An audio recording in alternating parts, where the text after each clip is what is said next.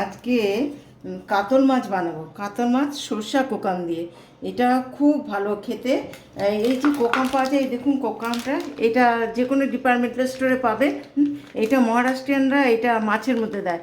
এটা দিয়ে মাছ, সর্ষা দিয়ে মাছ রান্না করলে খুব খেতে ভালো হয়।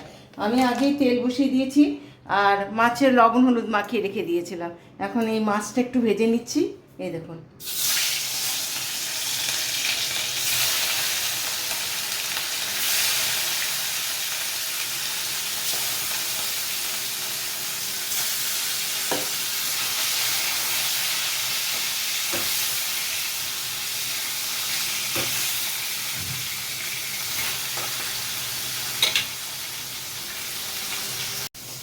এই যে মাছগুলো প্রায় ভাজা হয়ে গেছে, নামিয়ে রাখছি।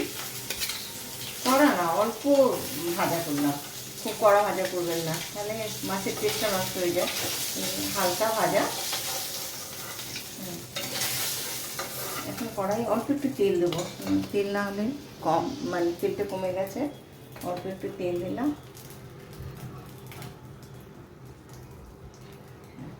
এবার তেলটাকে একটু গরম করা।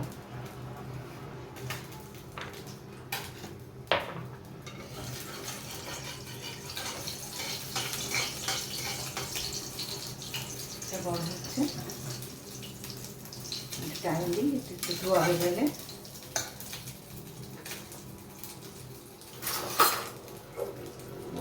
তেলটা গরম হয়ে গেছে, এখানে একটু হলো কাঁচা লঙ্কা বাটা দিলাম,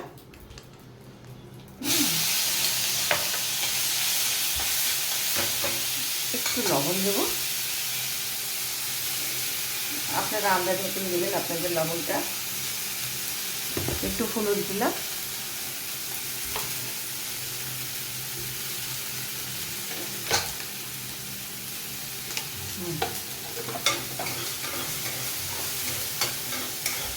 এটা সাথে নিচ্ছি, হলুদের গন্ধটা যাতে চলে যায়।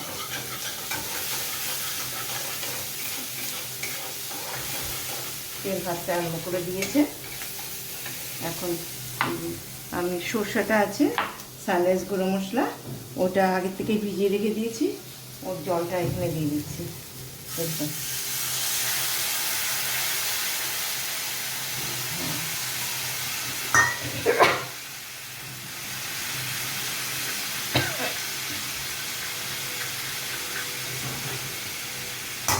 জল লাগবে।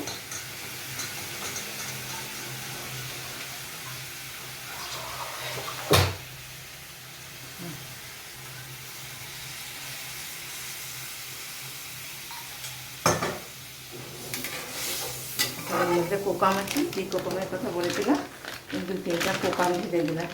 এর ইয়েটা টকটা খুব ভালো, মাছের জন্য খুব ভালো। মহারাষ্ট্রিয়ানরা এটা মাছের মধ্যে ইউজ করে। এটা করতে দিই।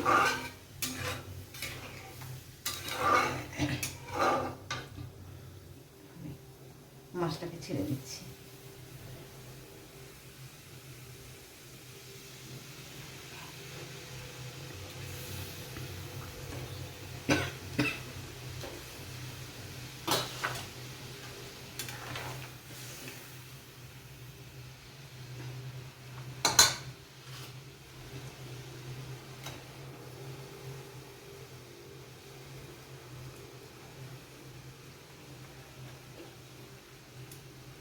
তেলটা ঢেলে না, তেলটা লেগেছে।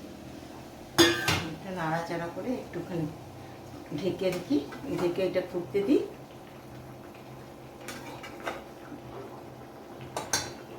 ফুটে গেছে, এবার একটু ঢাকনা দিচ্ছি, এটা কিছুক্ষণ হোক।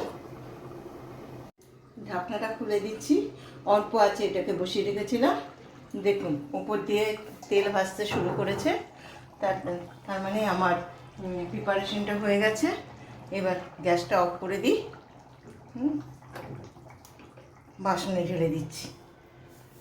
দেখুন সুন্দর হয়েছে।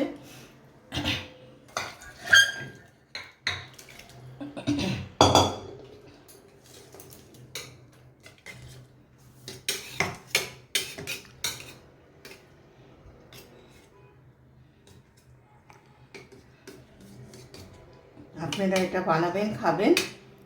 আর লাইক কমেন্ট করবেন, সাবস্ক্রাইব করবেন, তবে আমার ভালো লাগবে। আমি এরকম নতুন নতুন কিছু বানিয়ে আপনাদের দেখাবো।